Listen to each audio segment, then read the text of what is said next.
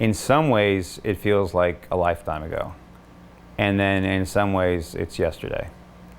You know, I can't go back to there, you know, where I was when it happened or when I found out what was happening, but just in a picture, it can take me back. I was with my significant other, who's not very significant now, in 2016, coming home from Williamsburg, and we were on an overpass and it started vibrating. And I had a total panic attack. I had to get out of the car and lay on the grass. And that had happened to me in 2000, whatever year it came out, this movie called Bad Company, with terrible movie too. Sorry, Chris Rock and Anthony Hopkins.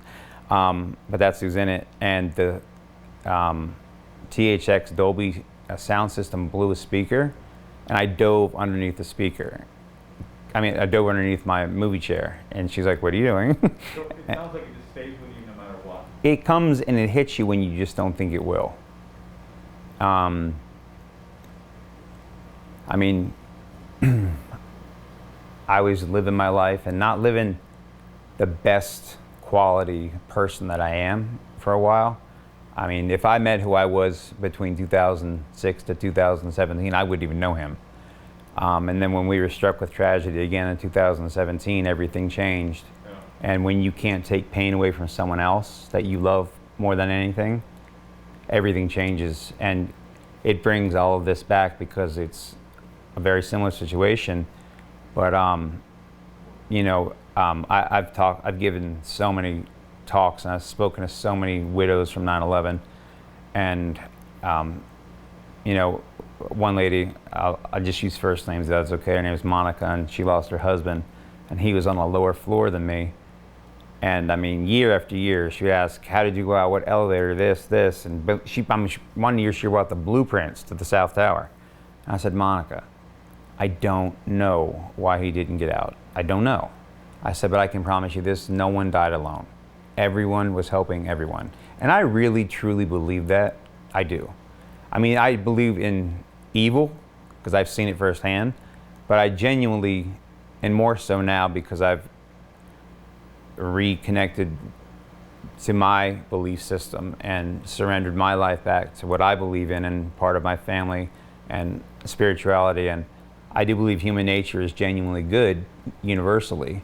And you can find that in good people, but in certain instances, and unfortunately in my family more than once, pure evil does exist, but I think it's few and far between. What were you there that day for? I had gone up, I was hired by Morgan Stanley to become a financial advisor, and then I'm not bragging, but I aced all of my exams, so they wanted to make me an analyst.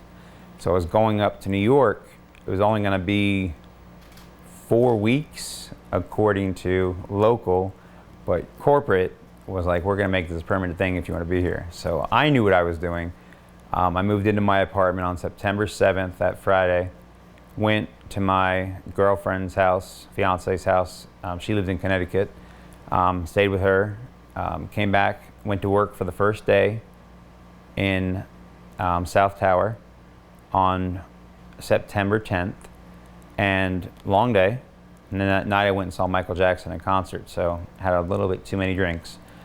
And they were busing us. We weren't using, like corporate busing us to I lived in Murray Hill, which is like an area of Manhattan. And they were busing us to the World Trade Center, and I was so hungover. Not a bright idea on your second day of work. And there were other people from there who went with me. And I was on the phone with my mom. I was like, "Mom, God, it's gonna be such a long day." And my mom is always doing 15 things at once. And '01, we're talking, so cell phones are brand new for an everyday use. Like, I just graduated, I didn't have a cell phone in college. So it was probably like my first cell phone ever that I could just talk to people on. And we started our meeting at 7:30. There's 286 people on my floor. I know that now.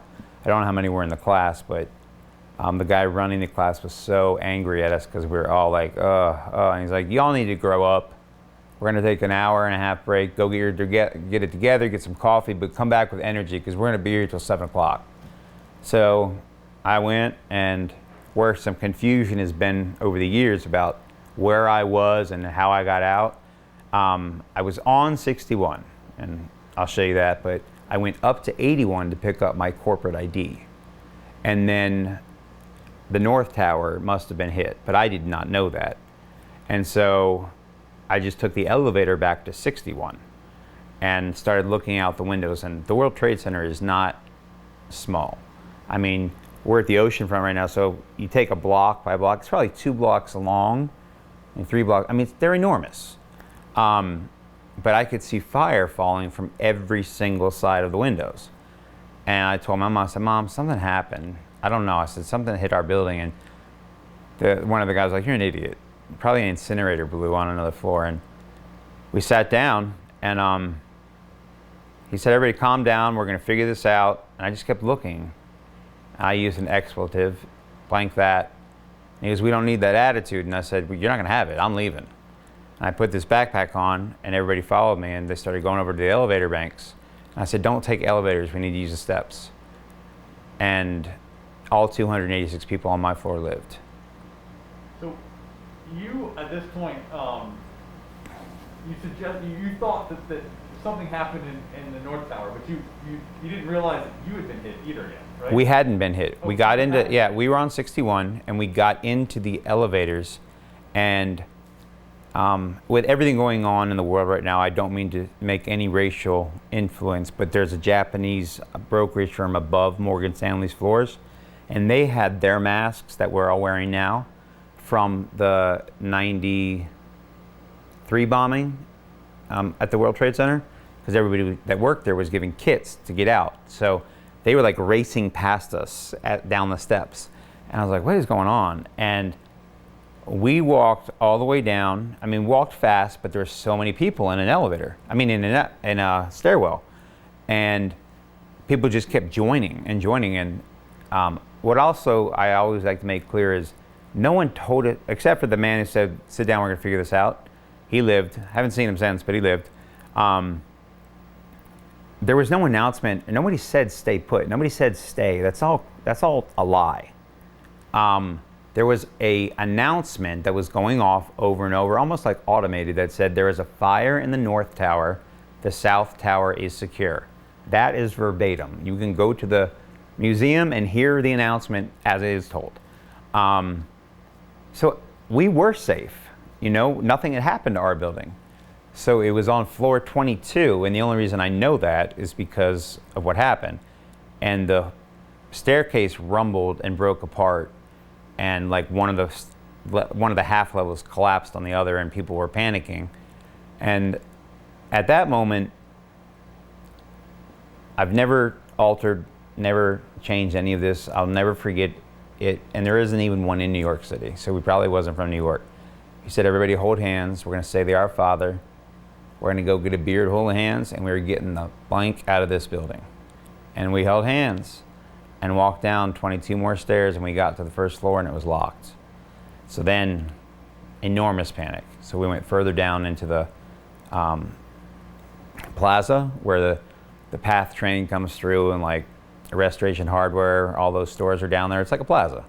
A shopping plaza, but you connect. Not as big as Grand Central or Penn Station, but so we were able to get out, and there was firefighters and paramedics and people everywhere.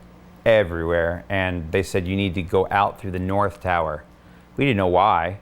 We still didn't know it was a plane. We had no idea. We didn't know it was a plane until 6 p.m. So we went through the plaza, and we were running to go up the steps, like 3 levels, to go out the North Tower. And a paramedic, a female paramedic, handed me a woman and said, can you please carry her out? I have to go further in. She just needs assistance getting out. And I took her, and that woman went further into the building. And to this day, I don't know if she lived. But the woman that they say carried, I say assisted out. We got out of the North Tower. We looked up. There was fire, but we didn't know idea what it was from. Just as you're, if I were to shut my eyes, can you visually tell me what you remember seeing? I know you said fire, but what? Oh, balls of fire, like desks, like your office desk falling from the sky, like in a cloud of fire. just chunks of it coming down. And then we went into the plaza as we were exited the stairwell, glass and smoke everywhere. Not gray soot, but smoke.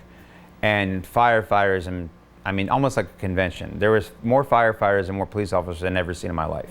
And Ryan, where do we stand at this point? We know the North Tower hasn't hit. You guys. We don't know any of that. We know nothing. No, you don't know. But I'm just saying, in reference. Oh, to where you are. So now, at this point in time, it's like 9:35. So you all know that the first and second tower have been hit. But you don't know that your tower has been hit. We know nothing. We felt it on 22, and of course, obviously later on. What did you feel on 22? Oh, the whole staircase separated and it rumbled. I mean, the whole building shook. The half level of the staircase collapsed. And the girls, they were mother and daughter, so they must have been visiting. And I was holding a girl named Teresa's hand, and I said, Teresa, we're gonna get out. And she was crying because her mom was like a level and a half above us. And I was scared, but this man out of nowhere, no one knows who he is, and there isn't a Houlihan's in New York City. We said the Our Father probably 100 times on our way down. It wasn't sure panic on the way out? It was panic at 22, and then it was panic when the first floor was locked. But then it went away, and we got out, and people were thanking me, saying, because they didn't take the elevators, people from my floor who I'd known 24 hours, like, thank you, oh my God, great idea. And then the EMT gives me, her name is Sophie, hands me Sophie, and we know, you guys already know that both towers have been hit. We know that there's something has exploded because there's glass and fire and smoke everywhere, and all these firemen and EMT and police officers are directing and going up and going in. So we go up the North Tower, we look up, and they're blocking it all off. Police officers and fire trucks are coming. All you can hear is fire engines. But it's clear as, it was beautiful. No one's covered in soot. Everybody's just like, what's going on? And I was thinking, I left my wallet up there and they just gave me $300 per diem. And I mean, stupid things were going through my mind. And Sophie said to me, I need some chocolate. She had, not diabetes, but she had something with like hypoglycemia, whatever. She needed a sugar rush. And so we went over to a store, like walked maybe a block, and he goes, we're closed. I said, she just needs some chocolate to walk. And we went into the store, he let us in, because all the stores had locked, shut their doors. We went in, and while we were waiting to ring up the chocolate, we heard this rumbling. And his whole deli counter started to break apart, and he said, come on, and we went behind his deli counter. And I had laid on top of her, and he put this board on top of us, and we laid there, and obviously that's when the second tower collapsed. We still have no idea that's what it was at that time. You do, but we don't. And so we're probably in there under, if he hadn't let us in, we'd be dead. He saved our lives. We were there probably 20 minutes. I mean, and I picked Sophie up, and she was older than I was, much older. I was 23, she was 63, I believe. Was she injured? Or were you there, she was injured. What was she suffering from? Broken, like we had cuts in, like the deli counter had cut us and things right there. So it was just scrapes and bruises, like abrasions, nothing bad. So we, after 20 minutes, walked out, and we go out, and it's like walking. I don't even know how to describe it. It was just complete. You didn't even know which way you were going. It was just gray and brown. And we were walking, and we just turned one corner. Sun's out, bright as day. And we start walking, and we're walking towards the Federal Plaza area where the court systems are, which I guess is like 4 or 5 blocks from Ground Zero. And she sits down and eats her bar, and we see all these people covered in soot. They're like covered head to toe, and we're like, we had some stuff on us, but not like that. And as she's eating her chocolate bar, the Manhattan is based on the subway system, so everything is vibratable, the ground shakes. Obviously, this is when the second tower fell. I didn't know, but I heard the rumbling just like I felt in the stairwell. I grabbed her hand, and she makes a joke for years. I was airborne because you were flying out. She goes, I was flying. You were running so fast, I didn't have my feet on the ground. And I just ran. And it blew us forward.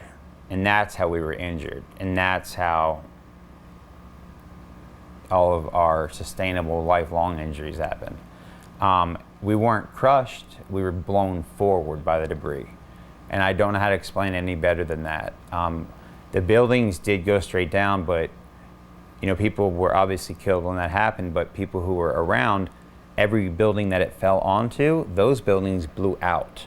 Like when the first tower fell, when we were in the deli, it blew his windows out, which saved our lives. So when the second one fell, it blew us forward. And she was injured on her leg, and I was injured, but your adrenaline is going so much, you don't even think about it. People say that, and it's true. And people also make comments like, oh, I'd be out of there, I'd run. But people genuinely, like I said, human nature, everyone helped everybody. Nobody was not helping it. Saw some things that I'm not going to talk about, but I asked her to just cover her eyes as we did it. I don't need to relive that. Nobody needs to. But we got out, and when we got up after we were going forward, we were walking, and we were looking for payphones at the time because we couldn't get cell phone service. This is when payphones still existed. And there was just lines, like 100 people deep for phones. And there were fighter jets flying down Fifth Avenue, flying down Lexington. I mean, everywhere. And I'm like, what is going on? So people who did have service were just yelling things out, like Pittsburgh International Airport had blown up. The White House had blown up. So the streets had started to panic at that point because we had no idea what was going on. There was no electricity. Everything was, when all that happens, all the electric goes. So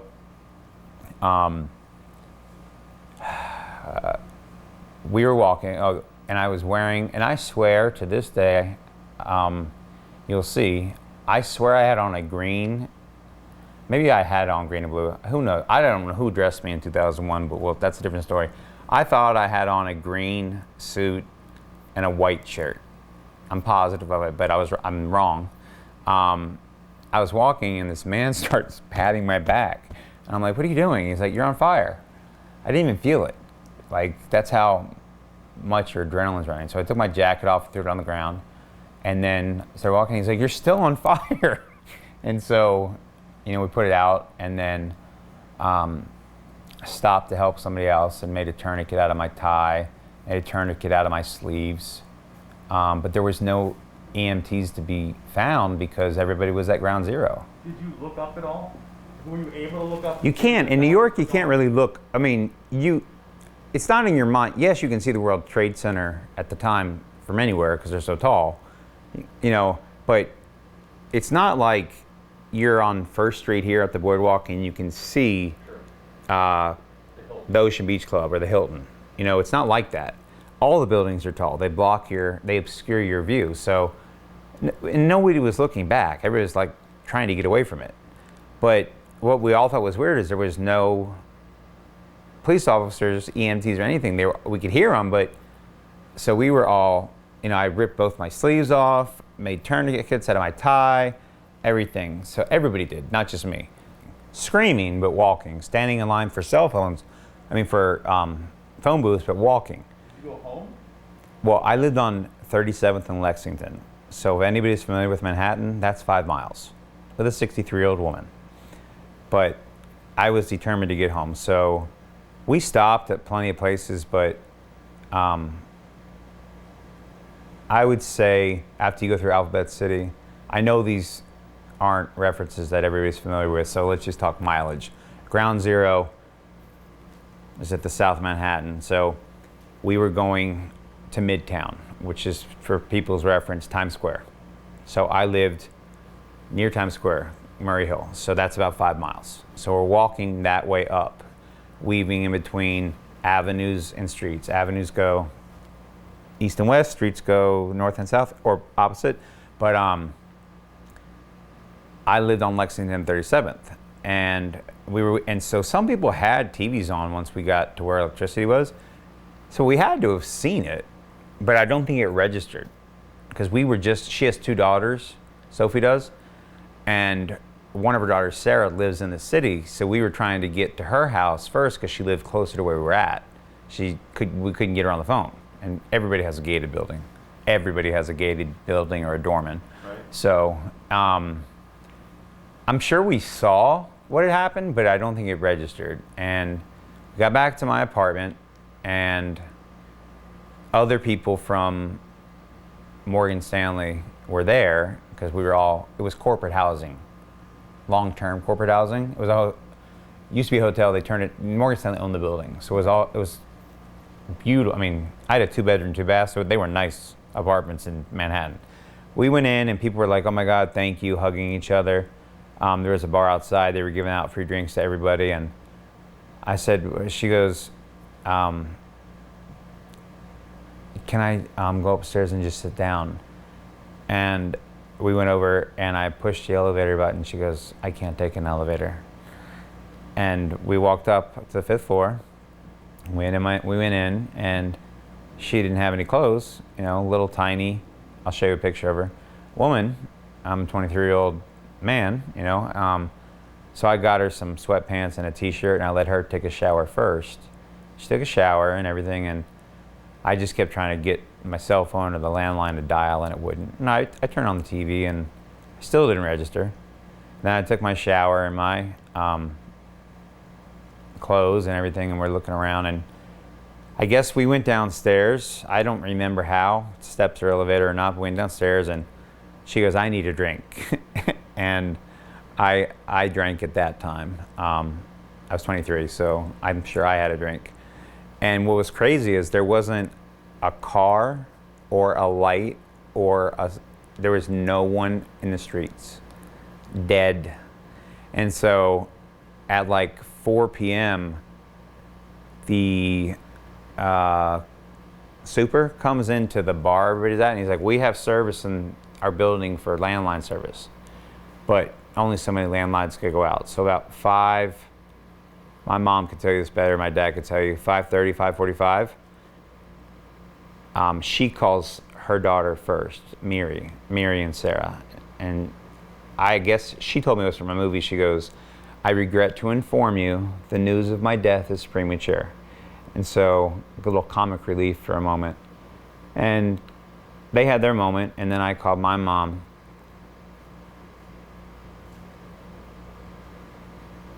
I called my mom first.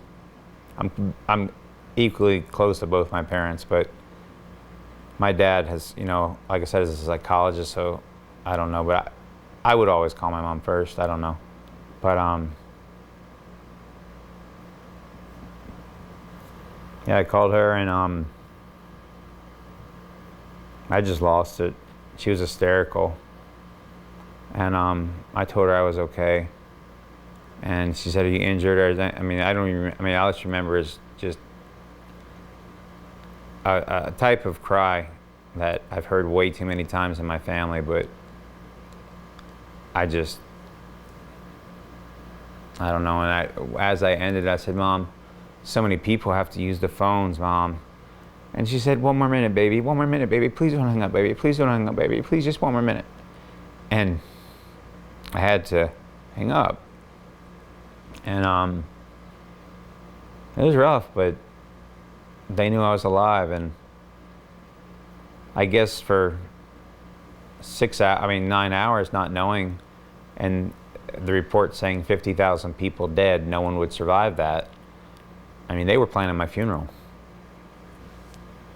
So later on, I was able to talk to my father, my roommate Kevin, who I lived with. I lived with him all through JMU, and we lived together here too. And he's like, "Well, you had quite a day," and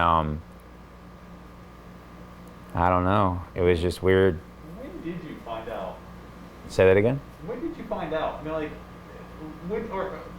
sometime. When did it sink in? Or when did the reality of that, when you actually grasp the fact that... Laura Spencer from ABC. I kept calling her Diane Sawyer, but Diane Sawyer is the anchor from Good Morning America at the time. Laura Spencer, I guess, was a correspondent. Came to where we were and started talking about it. And so I guess I started watching the TVs at the bar with Sophie. So between 4 and 5:45, like while we were waiting for a landline to open. What was that like when you realized? Well, I was so glad to know Pittsburgh International Airport didn't blow up, because my dad was flying in that morning to Norfolk from Pittsburgh. And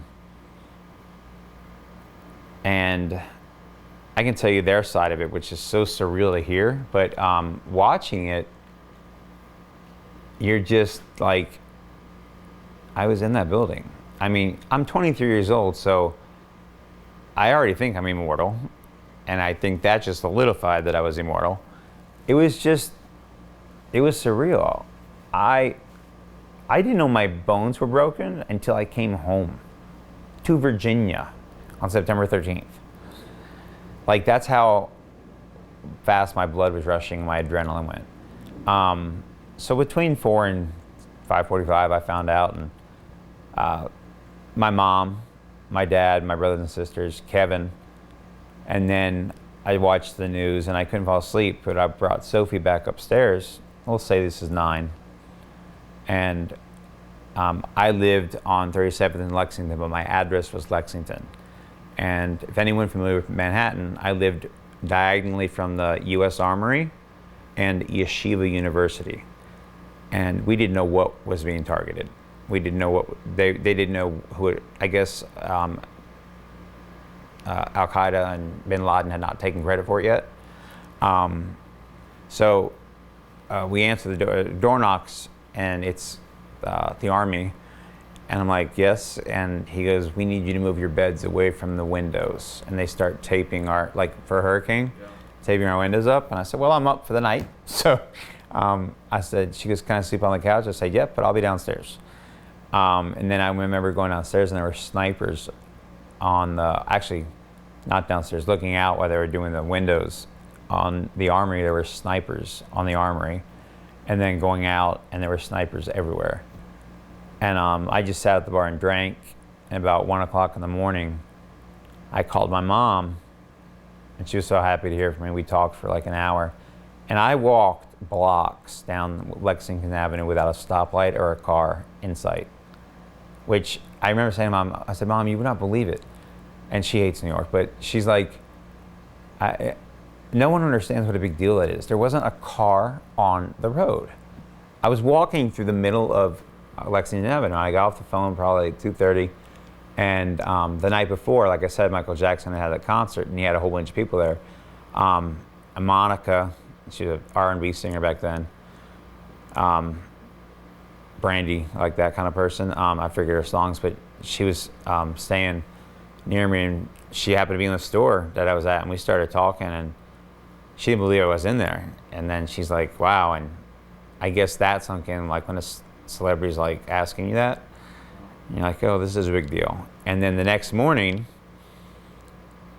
Sophie had to stay because she lived in New Jersey, and there was no public transit. She couldn't get to New Jersey. There was nothing. You could, and if you left the island, you couldn't come back. So she had nowhere to go. So they opened up trains on the 12th at one point.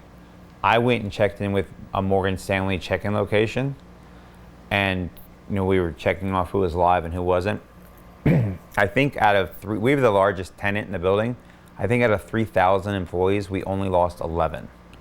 I think you can verify that, but I think that's true. And all 286 people on my floor lived. I thought for a while 11 on my floor died, but it was 11 total. So we had great odds compared to other companies like Cantor Fitzgerald lost everybody, but they were in one.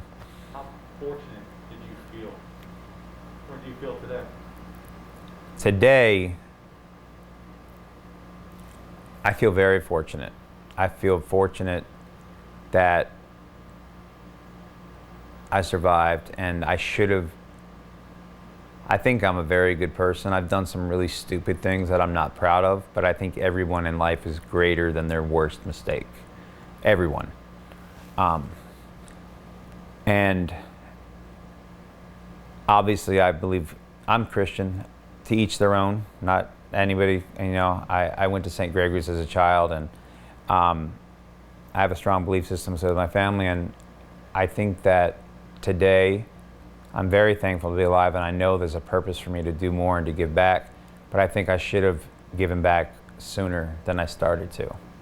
I did for a while, and then the pressure just became too much, and I got into things I shouldn't have, and then my family was struck by tragedy in 2017, and everything changed, everything about me. And since that day, I've lived my life only to help others and to do for others. Is Sophie still alive? Sophie passed away last year, 2019. Were you guys? Oh yeah, we talked all the time. Yeah, I mean, she was very young at heart. My family met her family. I mean, we had reunions 100 times. Her daughter Miri, we still talk. She took it very hard, I guess. My mom wouldn't let me, for like the first 10 years, be anywhere but with her on 9/11. And then we went back went back for years, for the 1 year and the 2 year and the 3 year and the 4 year, and back 100 times. Last year I flew on 9/11, and we were going to my brother-in-law's fundraising event for him, and we were standing in the airport in New York City, because that's where our layover was. And yeah, it was New York City, and it was about to be 8:48 a.m. and there was a moment of silence, and the lady from American knew who I was, because American and United have been fantastic to me, in my experience. They've been fantastic to the survivors. I said, if you say my name out loud, I will never fly American again, and I will embarrass. So she's like, okay, I won't say. But they said it, and we took the moment of silence. But it was odd that I didn't even think about flying on 9/11. And then I realized that I'd flown on 9/11 for the last 4 years. I'd flown on that day. So I'm very fortunate. And my family, when I did make the mistakes that I made, welcomed me back with open arms, you know? People say, oh, I've been kicked down and this happened, and you can't, I won't let a tragedy define me. I won't let an event define, I'm not defined by my past, I'm not defined by 9/11. It's part of history, but I do believe that it is part of an obligation that I have to tell the story. Can you still, when you look back 19 years ago, can you still believe that something like that happened here in this country? No, not at all. And I know firsthand, and I have family experience to solidify my reasoning for that.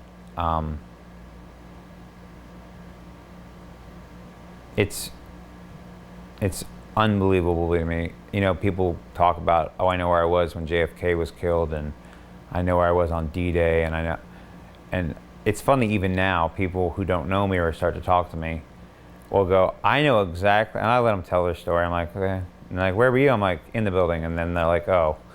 But, you know, you gotta let people talk. So I don't mean to upstage them, but, you know, you can't really, there's no topping it, but for lack of a better way to describe it, you're not gonna top my story. Like, I don't care. You know exactly where you were. Yeah. I mean, you were standing in super, you know, Kmart, and you heard it, and you'll never forget as you got in your car. Okay, I'll never forget as it exploded while I was standing in it. But what my family went through was the hardest. What my mom and my dad and my sisters and brothers, I'm close to all of them. I have 2 brothers, 2 sisters. They were all, I mean, they were planning my funeral. They had said goodbye.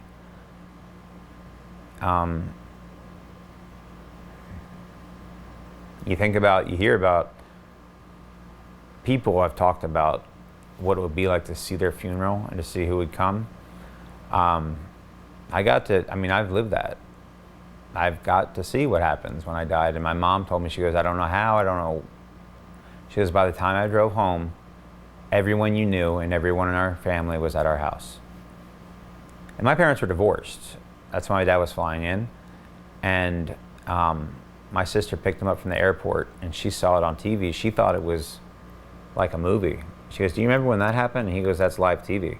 Have you've seen the video since, right? More times than I care to talk about. I've been to the tribute museum. I've been to the memorials. Did you go? I didn't mean to cut you off there. Did you go back and watch like the broadcast to like? Oh yeah. So you want? I watched it over and over and over for like the first 3 months. The day I went back to work, I checked in. I didn't go back. The day I went into work, just to say I was okay, was the day that the airplane crashed in Queens, like a month later, and I was positive it was another attack. That was the first day I go back into the office, a plane crashes in Queens. So for like, till it wasn't I was positive it was terrorists. And I don't believe it. It's amazing to see who loves you as much as they do. It's amazing to see who shows up for the main event. I didn't like you in high school. I don't like you now. You don't have to come to my funeral. So, you know who's important and who's not. And you learn, but my family. At 23, if this were to happen now for you, obviously you would have a totally different perspective than you would at 23, but did you realize even at 23 how precious at that point life is? I did that night. I did for quite a while spiritually. I did every time I talked to a widow or I talked to, I went back up several times, and as I was searching for people and talking to people, help them, I just thought of my family and what if they had to do this? What if they were looking for just my arm, something to bury? My mom wouldn't have survived. She wouldn't have. And then, you ask how I feel now. Now that I've actually lost people in my life that I loved, and I lost people that I was arguing with when I lost them or not in a good place with and didn't get to say what I wanted to say before it happened. Yeah, I feel totally different about it now, and I feel that every moment counts. And I gave up talking about this for a decade. And my family had a huge event that my youngest brother Colin called me to tell me at 12:04 a.m. I'll never forget. It was that's the exact time I was born. My birthday is May 7th. This happened on May 5th, 2017. And he kept calling, and when you turn your phone on vibrate, you can hear it still. I was like, "What?" Because he was coming to visit me. I was in Cancun, and he was hysterical, and he said they killed him. My sister lost her husband, and I couldn't believe it. Like, he had to say it 100 times, because in my mind, I'm like, it can't happen to the same family twice. I mean, lightning does not strike twice. So it was never even in my thought process that anything bad could happen to us again. Yeah. And watching, because when 9/11 happened, I wasn't there. I didn't live what they lived. I wasn't here dealing with my death. I was up there getting out. They lived it, so I didn't have firsthand knowledge of what they went through. And I watched my family fall apart when we lost another family member. And I would give anything I could in the world, anything, even my life, to have my sister and my niece and nephew have their father.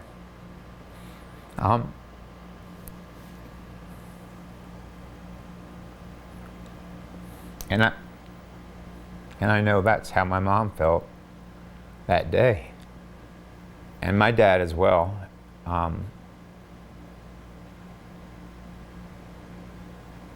but being there when it's happening and watching your family go through pain you can't take, and knowing that they're not going to get a call in 9 hours that he's alive, yeah, everything changes. You just put it all in perspective, and all the trash you've ever known in your life you never talk to again. All the things that you've done wrong you atone for, and it just changes everything.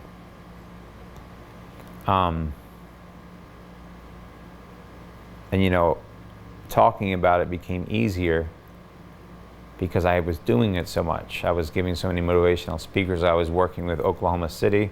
I was working with, I forget what country, the Lockerbie people that lived in America. They were all from Syracuse University, so I was working with all these organizations and speaking with PTSD. And then I just stopped. Yeah.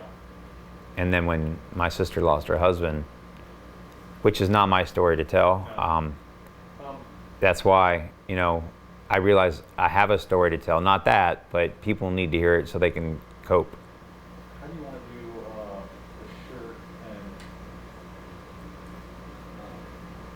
and whatever, like his ID and all that stuff? It's nice to kind of have him explain what that stuff is. Yeah. Just need to move a couple things. Sorry if this is going. Yeah, you're fine. Not my first rodeo, Man, that's crazy. unfortunately. It's a crazy story. It is, and I don't know if you want to hear about, it's secondhand knowledge to me, but what my family went through and how they found out.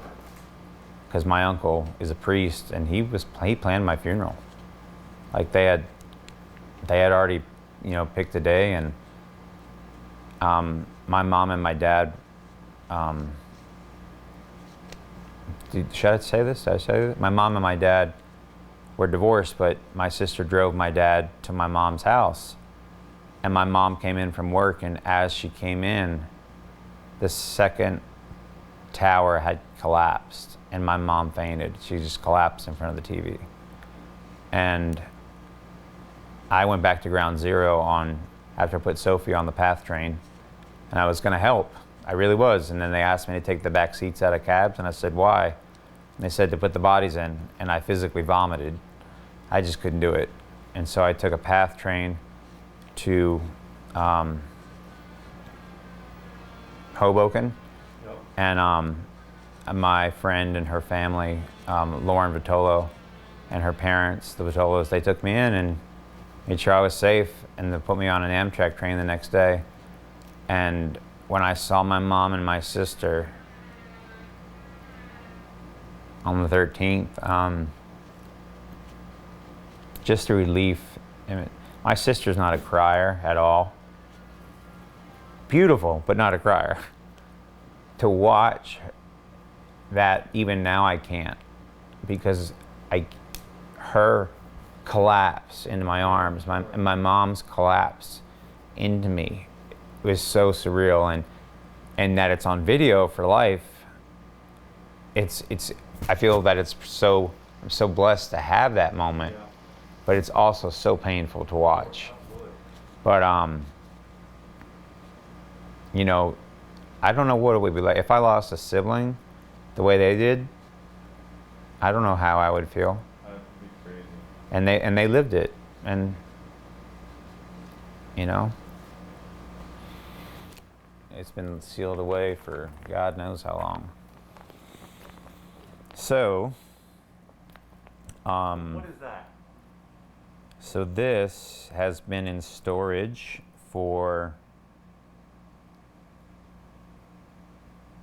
13 years. No. 16 years. 2004. I don't know where it was before that. I have told this story 100 times, and I'm positive, which is clearly not true. I had on a green suit. Maybe I did have on a green suit, just didn't know how to color coordinate. A green suit and a white shirt. And I didn't. I had on a blue shirt. And if you look, it's dry sealed because it's being donated. Well, it's already been donated to the 9/11 Tribute Museum, which everyone should visit.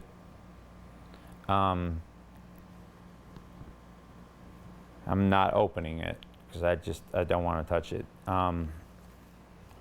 You can, so I guess you could see the back first. I think I told you that guy was hitting me when I was walking down the street because my jacket was on fire, and then he kept hitting me again. And the bottom of my shirt was still on fire. And so he put it out. I guess part of it singed off. Yeah, that's the bottom of the shirt. These are the sleeves. And then it's a Banana Republic medium. I haven't probably worn that size since 9/11. But I can't open it. I'm sorry, I can't. But I'll try my best to show you. No, you don't need to open it. It's fine. Each sleeve was used as a tourniquet, and you can still see the knot. I guess my tie caught on fire. I think I wasn't wearing it when it caught on fire. I think it was when I was making a tourniquet, it touched the ground. And I guess I got this one back. My sleeves are gone because they had to rip them and make tourniquets, but I kept it. And then everybody wanted it. I think it went on tour for a while. And then now it'll be part of, it'll be in the national, I mean, it will be in the 9/11 Tribute Museum. It'll be there by next Friday. And it's just, my mom was going to be here. My dad, my sister couldn't be here. It can't, but my mom had to, she couldn't be here. What's it like for you looking at that? Well, it was in a box before you got here. And so I knew it was in there, but I haven't seen it.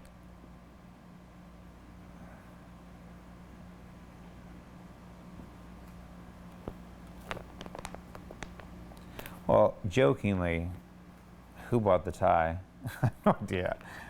Thank God my style's evolved. I mean, I remember cutting off I had, this shirt had, I bought it because I was going to New York. It was a type of shirt you buy where you put cuffs in. And I had to take the cuffs off, but I remember cutting that open so I could make 2 tourniquets out of each sleeve. And all the buttons are off because I had to rip it off. Yeah, if you look close, you can see everything singed. And I was able to make 5 tourniquets, and I remember this one now. I do remember it. I put it below her knee, and it did touch the ground, and it needed to be above her knee, and so somebody else tied it. All those people didn't live.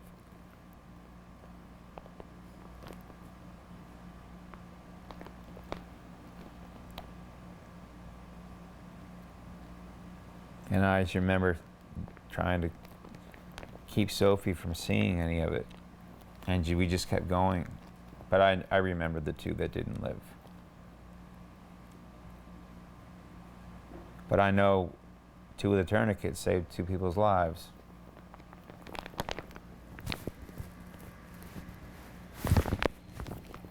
It's weird. I mean, I know it's dry sealed or whatever you call it, but I can still smell it. Smell fire. I can smell the day like clear as it was, like it just happened. Like if you were in cologne right now, I can see it. I remember taking it off. I remember putting it on. I remember everything about it. I'm glad it's going in the museum because it's where it should be. We don't want it. I don't need to hold on to it. If I want to look at it, I'll bring it to the museum. I mean, I'll go take my family to the museum. I'll be there for the dedication, but Yeah. I don't want to keep it in my room. What, we also have the IDs. I don't know where I put them. Are these 2? These are these? Which one should be a picture of me? And yeah, those are them. So, which camera? Oh, you can. Okay, so It'll be.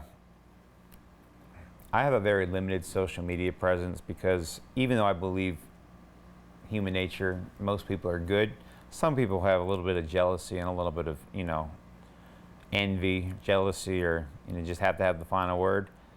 There's been some discrepancy. I was on 61, that's where I worked, with the South Tower. I went to 81 on break to pick this up. which is my ID to be in the building. This you need to use the elevator banks.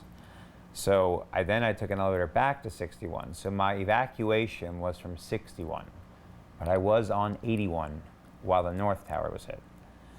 So I will probably keep this and let them have this. They'll make a copy of this. What's funny is my signature has never changed. My handwriting has changed because after that, I was left-handed, then I had to become right-handed, and then I was hit by a drunk driver, and then I became left-handed again. So I have terrible handwriting now. How long? You just had those in your pocket? They were actually, it's funny you ask that. No one's ever asked me that. They were in a rubber band around the camera. I remember I told you thought I was reaching for my wallet. They were rubber band tied to the camera I had that day. I don't know why. Probably because I just had gotten them. I hadn't had time to put in my wallet yet. Yeah, so 2 WTC, which means 2 World Trade Center, that's the address, and then that's 61, and because Morgan Stanley is the largest tenant in the building, that swipe or barcode, you can only use certain elevator banks. Like you get on 1 and it goes all the way up to 48. That's where it starts. And then from 48 to 66 is all Morgan Stanley. So it's an express up to there. That's great. And it's crazy. And then what's funny is if you look at the date, it says 9/27/01 to go to the 61st floor of the South Tower. It wasn't even there then. It was a temporary, obviously, because you get a permanent one that's a little. And you actually, they can have this too because I have my permanent. But to look at the date and to know that that never happened. My cousin, it says it on the bottom too. My cousin, his name's Troy Bloom. He was in. Well, it says 5 WTC, but that's the Marriott. Maybe that's where he was staying. I had access to go there too, but he survived too. So I had a camera because I was at a Michael Jackson concert the night before. A big concert, like Whitney Houston. Where was that? Madison Square Garden. Was that Tennessee? It was like 5 nights in a row. I just happened to be there on Monday. Okay. Oh wow, they're labeled. So, When's the last time you looked at these? Years ago? I took it out when I knew that you were coming, but I saw them for your national broadcasts. I didn't see these. I saw the book from a distance, maybe 2 years ago. I haven't looked at them this close in, I don't know, a decade? These were taken as you were. Some of them. Like, so for the first one, I don't know how you open this. So this is from that day. So actually, this is from that day as we walked out. That's right after we were blown forward. And then this is like 2 blocks away. That's how clear this, look how different the sky is. And then these are the next day. This is, I forget the ladder, but they're 2 different ladders. And then right here is the next day too. This is after I took the train to New Jersey to the Vitolos, Lauren Vitolo, my friend. That's how much it was still burning the next day from New Jersey.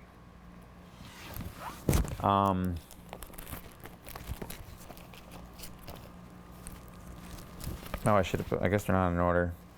That was given to me. I wasn't standing that close to them. That's how clear it was that day. This is all that day. This is 9/11. This is 9/11. I don't know why they're not in order. Just how this. I mean, it was just so sunny.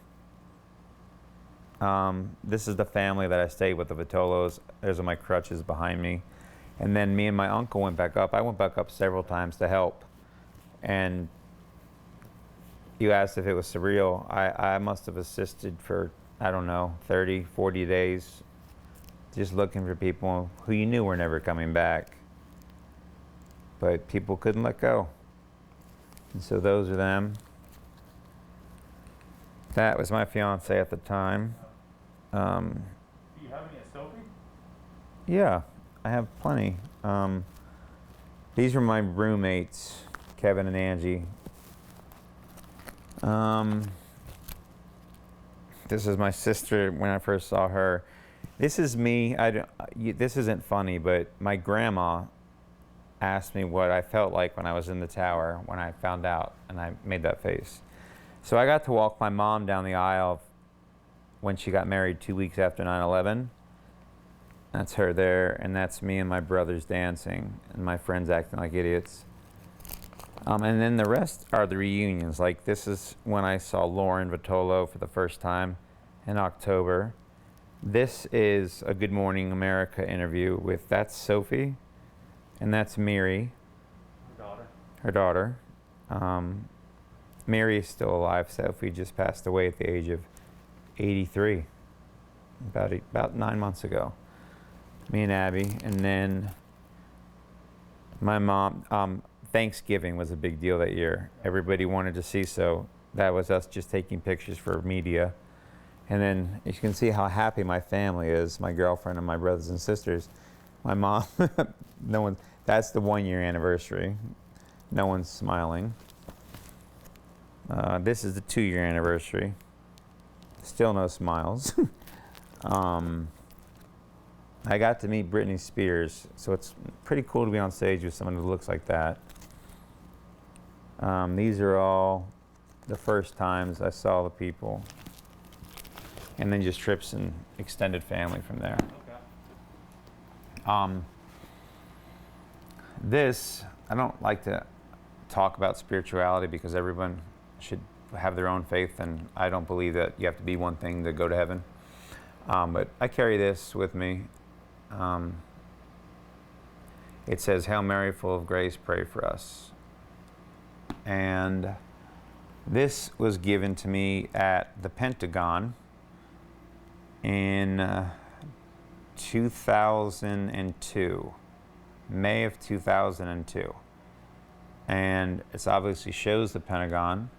And it says, "United States, freedom is not free." And I think Lee Greenwood is his name, was there. He sings that song, "God Bless the USA." And on the back it says, "In memory of those we lost, September 11th, 2001. And then it has the governor and the president's signature at the time. And that is worth something to me because it's very commemorative. And then this is never coming out of it because last year I was at a fundraiser for my brother-in-law, and the fire trucks were there, and we didn't know why. They were there to talk to, I don't even know, but he designed that pin, so I got to meet the guy. Cool. And then he gave me, my sister, and my niece and nephew one each. He designed the emblems for the Pentagon and the World Trade Center, and this one is, and their father's buried at Arlington, and it says the Arlington Wreath Detailed Memorial, and it's a picture of a soldier in front of the tomb, and it was dedicated on October 4th, 2018, and then just his company and the story behind it. Yeah, sure. Cool. And then I had some other things I wanted to show you. Shit, sorry. All right, Can you hand me that pile? Sure.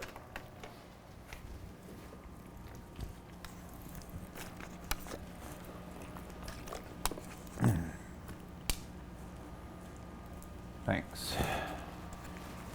So, I wouldn't wish what happened to me on anyone. Not just the emotional scars, the physical. I'm still in physical therapy.